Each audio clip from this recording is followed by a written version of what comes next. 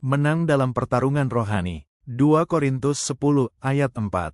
Karena senjata kami dalam perjuangan bukanlah senjata duniawi, melainkan senjata yang dilengkapi dengan kuasa ilahi, yang sanggup untuk meruntuhkan benteng-benteng. Saya memiliki mimpi yang menarik beberapa waktu lalu.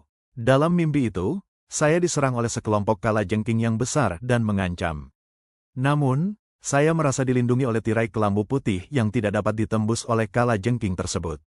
Saya merasa tenang dan percaya bahwa saya aman dari serangan itu.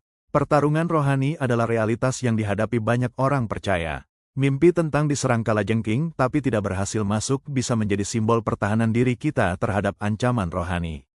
Dalam kehidupan sehari-hari, kita sering dihadapkan pada berbagai tantangan dan ancaman yang tidak terlihat, seperti godaan, pikiran negatif, dan serangan rohani. Makna mimpi itu bisa diartikan sebagai simbol pertahanan diri saya terhadap ancaman rohani. Kalajengking sering dianggap sebagai simbol bahaya, pengkhianatan, atau musuh yang licik. Namun, tirai kelambu putih yang melindungi saya menunjukkan bahwa saya memiliki perlindungan Tuhan yang tidak dapat ditembus oleh apapun. Pengalaman nyata, banyak orang percaya yang telah mengalami pertarungan rohani dan telah menang dalam pertarungan tersebut. Mereka telah belajar untuk bergantung pada Tuhan dan menggunakan senjata rohani yang diberikan oleh ilahi, seperti doa, pujian, dan firman Tuhan. Contoh nyata, Daud adalah contoh nyata dari seseorang yang telah menang dalam pertarungan rohani. Dalam Mazmur 23, Daud menulis tentang bagaimana Tuhan memimpin dan melindunginya dari ancaman dan bahaya. Daud juga menulis tentang bagaimana dia percaya pada Tuhan dan tidak takut terhadap apapun. Kunci menang dalam pertarungan rohani. 1. Bergantung pada Tuhan. Kita harus bergantung pada Tuhan dan menggunakan senjata rohani yang diberikan oleh-Nya. 2. Berdoa dan memuji. Kita perlu terus-menerus berdoa dan memuji Tuhan untuk mempertahankan hubungan yang dekat dengannya. 3. Mempelajari firman Tuhan. Kita harus mempelajari firman Tuhan untuk tetap kuat dan waspada dalam menghadapi pertarungan rohani.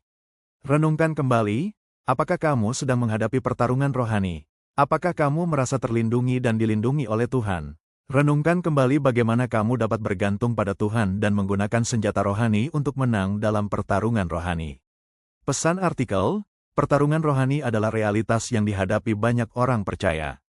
Namun, dengan bergantung pada Tuhan dan menggunakan senjata rohani, kita dapat menang dalam pertarungan tersebut. Kesimpulan, menang dalam pertarungan rohani bukanlah sesuatu yang mudah, tetapi dengan bergantung pada Tuhan dan menggunakan senjata rohani, kita dapat melakukannya. Jangan takut dan jangan menyerah, karena Tuhan selalu ada di sisi kita. Tuhan tidak akan meninggalkan kita sendirian dalam pertarungan rohani. Percayalah kepada Tuhan dengan sungguh-sungguh dan teguhkan imanmu, sebab semua yang lahir dari ilahi mengalahkan dunia, dan inilah kemenangan yang mengalahkan dunia, iman kita. 1 Yohanes 5 ayat 4.